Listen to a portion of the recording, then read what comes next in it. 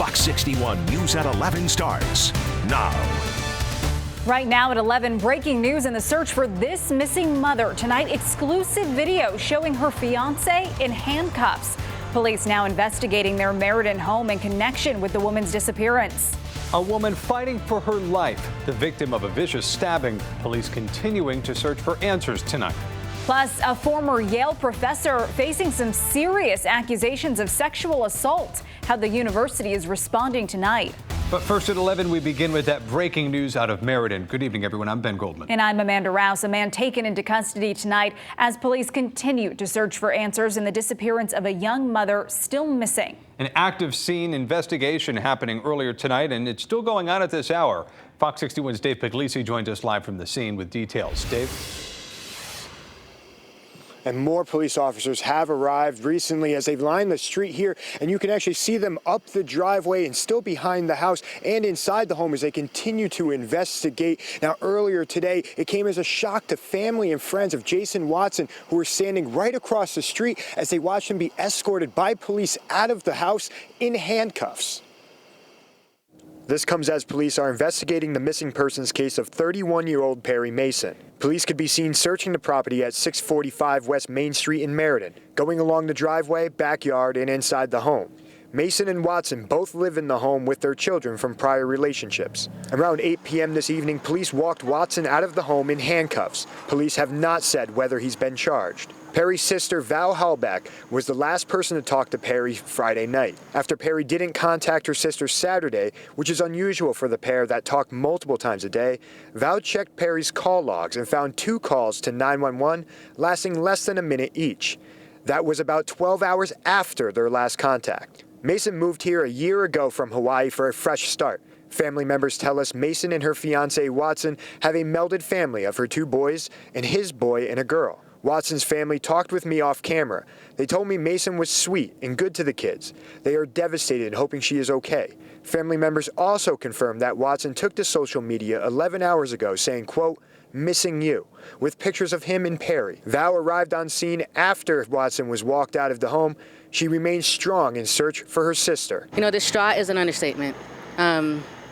People say, you know, you look cool, calm, and collected, but I must be in order to progress forward, to move forward. If I start to fall apart, it's too hard for me to try to continue. So I'm trying to keep everything together in support of my sister, in support of the search and finding her, and definitely in support of my nephews. Now, Val was taken to social media, as well as passing out flyers asking anybody with information on the whereabouts of her sister to contact police. Now, Meriden police also say they will update us on the investigation tomorrow. Live in Meriden, Dave Puglisi, Fox 61 News. Dave, thanks. We are also following breaking news out of Orange, a serious crash involving farming equipment happening right now on Route 121. This whole scene causing a major issue there tonight. Fox 61's Zinnia Maldonado joins us live at the scene.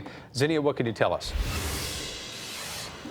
Ben and Amanda, we're here along Old Grassy Hill Road where there was an accident involving a farming tractor shortly after 8 p.m. tonight. This happening right at the intersection of Old Grassy Hill Road and the exit 56 on and off ramps along Route 15, which are now closed. We're told by officials that a hazardous liquid spilled on the roadway because of this accident involving this tractor, but it is now being contained. Police report a woman was texting and driving when she slammed right into an industrial fertilizer spreader. Shortly after the crash occurred, a drunk driver then slammed into the first vehicle.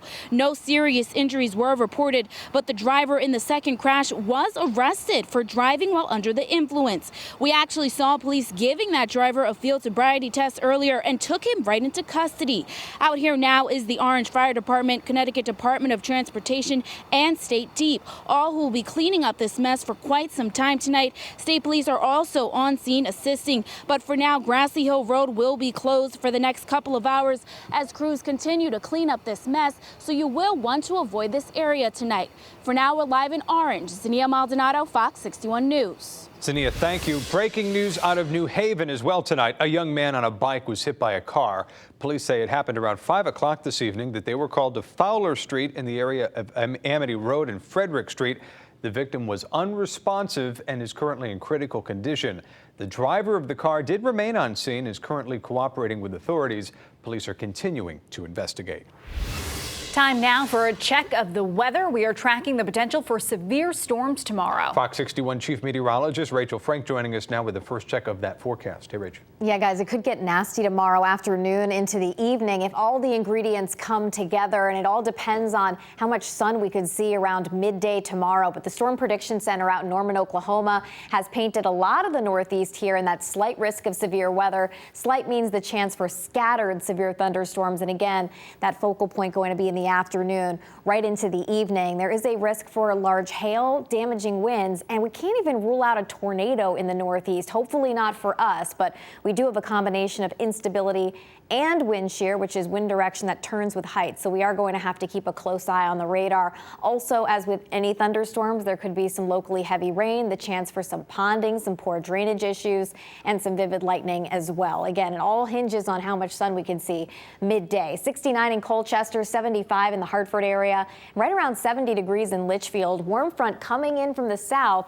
It's already starting to boost the humidity out there. If you haven't been outside in the last few hours or so, you'll probably be surprised if you poke your head out, maybe walk the dog. And that will bring us the chance for a shower or thunderstorm first thing tomorrow morning.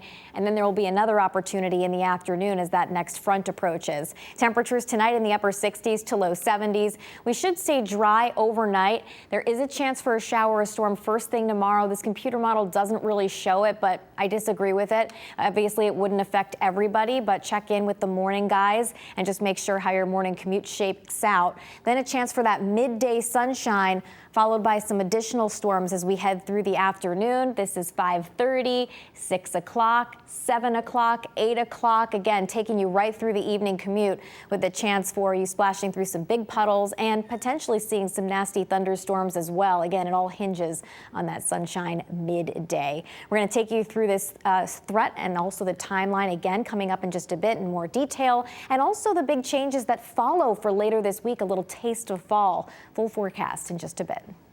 Rachel, thanks. Vernon police are trying to figure out what led to a woman being stabbed in the leg this morning on Bellevue Avenue. She's now in the hospital fighting for her life. Fox 61's Carmen Chow is live in Vernon with more on what happened here. Carmen. Amanda, police say it happened around 10 o'clock this morning here on Bellevue Avenue. We did speak to many witnesses here who say they were just shocked because they say this is a quiet neighborhood. Nothing really seems to be going on at all around here. Will Baker works at Swiss Cleaners and Uniform Services. It was a regular day for him until he says he saw an argument break out between two women.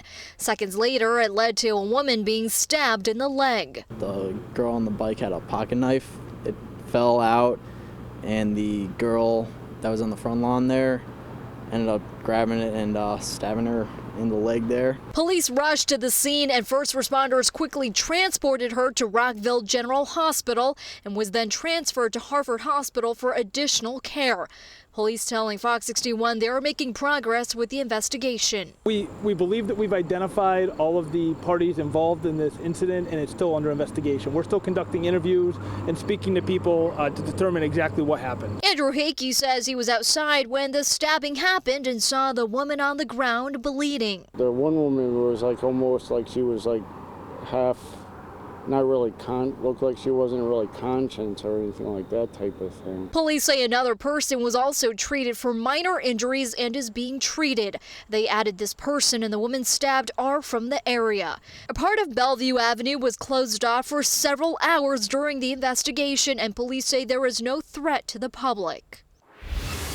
And police say no arrests have been made, but if you think you saw anything, you're urged to reach out to police immediately. I'm live in Vernon. Carmen Chow, Fox 61 News. Carmen, thank you. New information tonight in a story that we've been following since April. You might remember these photos of 44-year-old Darien resident Scott Hapgood taken moments after his family says that he was attacked by a hotel worker at an Anguillan resort back in April. The hotel worker, 27-year-old Kenny Mitchell, died as a result of his injuries in the Paris fight in the hotel bathroom. Hapgood is being charged with manslaughter and Mitchell's choking death. He claims that Mitchell attacked him after a surprise visit to his hotel room to fix his kitchen sink. Hapgood's attorney claims that the island has withheld pertinent information. Late last week, we also learned that the Attorney General withheld for more than 2 months a toxicology report Hapgood's blood alcohol level was more than double the legal limit. He is also tested positive for cocaine and THC. Hapgood was allowed to leave Anguilla to come back to Connecticut because of the threats to his security. Requests for Hapgood to appear virtually to some of the hearings were turned down by the Anguillan Attorney General. His next hearing is on the island on the 22nd. I want to turn to the latest now on that animal cruelty case in West Haven following the death of a dog who was found burned in a beach parking lot. Latrice Moody, one of the suspects in the case, went before a judge today. Moody reportedly told police that she poured gas on and set fire to her dead dog at a beach parking lot. She now faces multiple charges, including animal cruelty. West Haven police say that she lied to them numerous times, even covering for her boyfriend, who was also arrested in the case. Moody is due back in court next month. Her boyfriend remains in jail.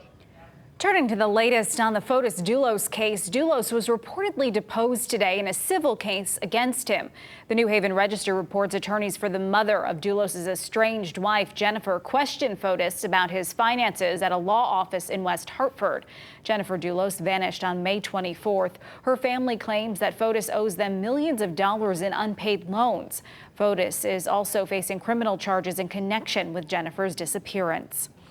A Bridgeport firefighter is under arrest accused of stealing thousands of dollars from the department. Captain Darian Penix was placed on paid administrative leave after his arrest yesterday.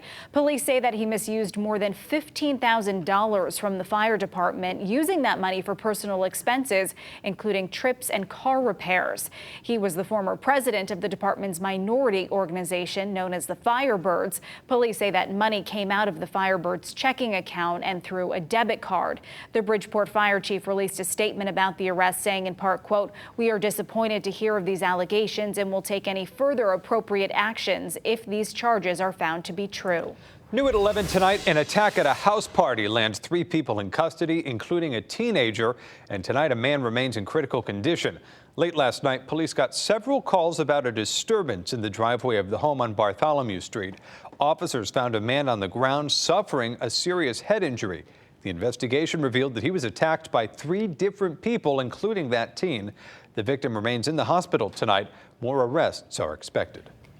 Also new at 11, a sexual assault in East Haven and a family member is reportedly to blame. 31-year-old Christian Lorig was arrested today. According to authorities, a concerned parent went to police back in July with her child to report the assault. Lorig was accused of assaulting that young girl over the course of several years. He is facing several charges, including first-degree sexual assault and risk of injury to a child. He's being held on bond and is expected in court tomorrow.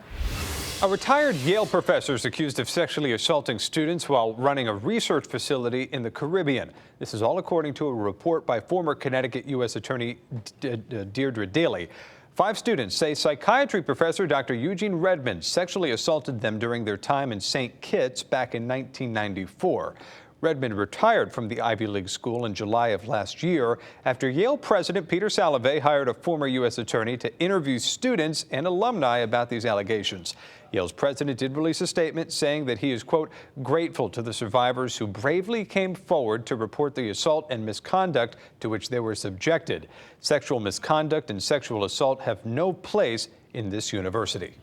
A scare on the water this afternoon on Bantam Lake after 2 boats collided. 9 people were pulled from that water around 3 this afternoon. It all happened just a few hundred yards off the beach near Van Winkle Passway.